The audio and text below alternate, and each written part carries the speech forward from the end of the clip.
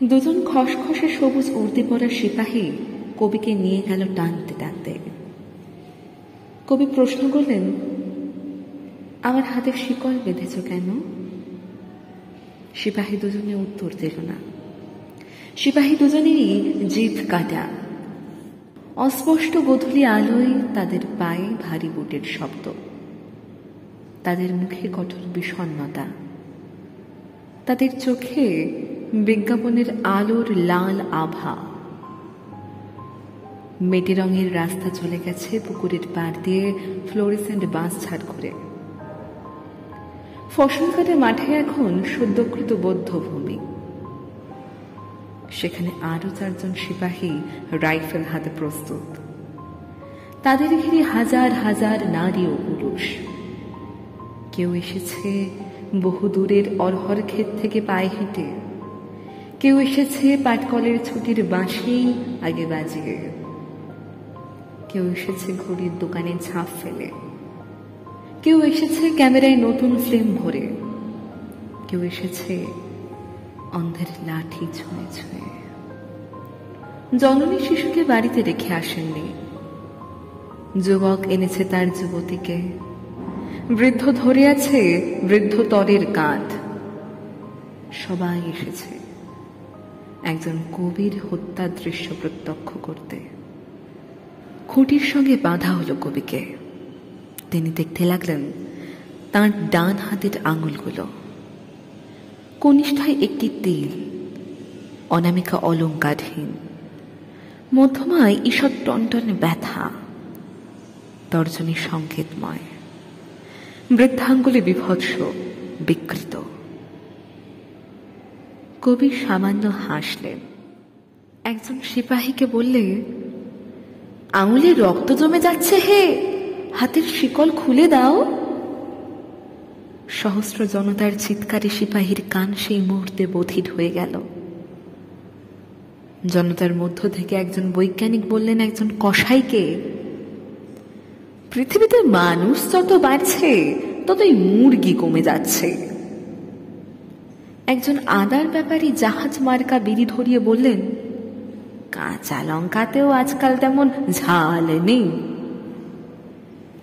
একজন সংশয়বাদী উচ্চারণ করলেন আপন মনে, পাপের জন্ম একসঙ্গে এত বেজন্মা দেখিনি শালা।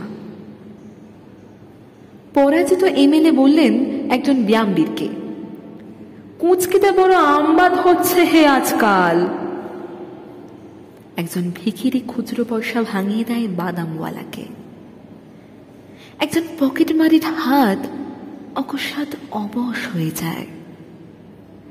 একজন ঘাটোয়াল বন্যার চিন্তায় আকুল হয়ে পড়ে। একজন প্রধানা শিক্ষয়িত্রী তার ছাত্রীদের জানালেন, প্লেটো বলেছিলেন, একজন ছাত্র একটি লম্বা লোককে বলল, মাথাটা পকেটে পড়ুন দাদা। এক নারী অপর নারীকে বলল, এখানে একটা গ্যালারি বানিয়ে দিতে পারত। একজন চাষি একজন জনমজুরকে পরামর্শ দেয়, বউটার মুখে ফলিডল ঢেলে দিতে পারো না। একজন মানুষ আর একজন মানুষকে বলে, রক্তপাত ছাড়া পৃথিবী উর্বর হবে না। তো একজন যেন সমস্বরে চেঁচিয়ে উঠল, এ তো ভুল লোককে এনেছে, ভুল মানুষ, ভুল মানুষ।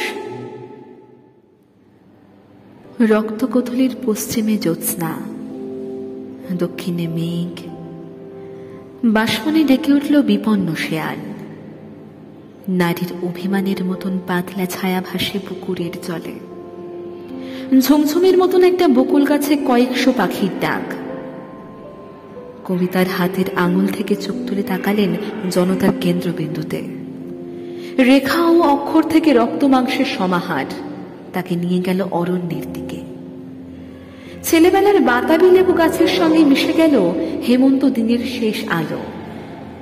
তিনি দেখলেন সেতুর নিচে ঘনায়মান অন্ধকারে এক গুচ্ছ জোনাকি। দমকা হাওয়ায় এলোমেলো হলো চুল। তিনি বুঝতে পারলেন সমুদ্র থেকে আসছে বৃষ্টিময় মেঘ। তিনি বৃষ্টির জন্য চোখ তুলে আবার দেখতে পেলেন অরণ্য, অরণ্যের প্রতিটা বৃক্ষের স্বাধীনতা। গাব গাছ বেয়ে মন্থর ভাবে নেমে এলো একটি তক্ষক। ঠিক ঘড়ির মতন সে 7 বার ডাকল। সঙ্গে সঙ্গে 6 রিপুর মতন 6 জন বোবা কালা সিপাহী উঁচিয়ে ধরল রাইফেল। যেন মাঝখানে রয়েছে একজন ছেলে ধরা। এমন ভাবে জনতা ক্রুদ্ধ স্বরে চেঁচিয়ে উঠল, ইনকিলাব জিন্দাবাদ। কবির শতপ্রবৃত্ত ঠোঁট নড়ে উঠল। তিনি অস্ফুট হৃষ্টতায় বললেন, বিপ্লব দীর্ঘজীবী হোক, মানুষের মুক্তি আসুক, আমার শিকল খুলে দাও। কবি অত মানুষের মুখের দিকে চেয়ে খুঁজলেন একটি মানুষ, নারীদের মুখের দিকে চেয়ে খুঁজলেন একটি নারী। তিনি দুজনকেই পেয়ে গেলেন। কবি আবার তাদের উদ্দেশ্যে মনে মনে বললেন, বিপ্লব দীর্ঘজীবী হোক, মিলিত মানুষ ও প্রত্যেক মানুষের নিজস্ব বিপ্লব। প্রথম গুলিটি তার কানের পাশ দিয়ে বেরিয়ে গেল, যেমন যায়। কবি নিঃশব্দে হাসলেন। দ্বিতীয় গুলিতে তাঁর বুক ফুটো হয়ে গেল। কবি তবু অপরাজিতের মতো হাসলেন হা হা শব্দে। তৃতীয় গুলি ভেদ করে গেল তাঁর কণ্ঠ। কবি শান্তভাবে বললেন, আমি মরব না। মিথ্যে কথা, কবিরা সবসময় সত্য দ্রষ্টা হয় না। চতুর্থ গুলিতে বিদীর্ণ হয়ে গেল তাঁর কপাল। পঞ্চম গুলিতে মরমর করে উঠল কাঠের খুঁটি। ষষ্ঠ গুলিতে কবির বুকের উপর রাখা ডান হাত ছিন্ন ভিন্ন হয়ে উড়ে গেল। কবি হুমড়ি খেয়ে পড়তে লাগলেন মাটিতে। জনতা ছুটে এলো কবির রক্ত গায়ে মাথায় মাখতে। কবি কোনো উল্লাসধ্বনি বা হাহাকার কিছুই শুনতে পেলেন না। কবির রক্ত ক্ষীণ মজ্জা মাটিতে ছিটকে পড়া মাত্রই আকাশ থেকে বৃষ্টি নামলো দারুণ করে। শেষ নিঃশ্বাস পড়ার আগে কবির ঠোঁট একবার নড়ে উঠল কি উঠল না, কেউ সেদিকে ভ্রুক্ষেপ করেনি। আসলে কবির শেষ মুহূর্তটি মোটামুটি আনন্দেই কাটল। মাটিতে পড়ে থাকা ছিন্ন হাতের দিকে তাকিয়ে তিনি বলতে চাইলেন,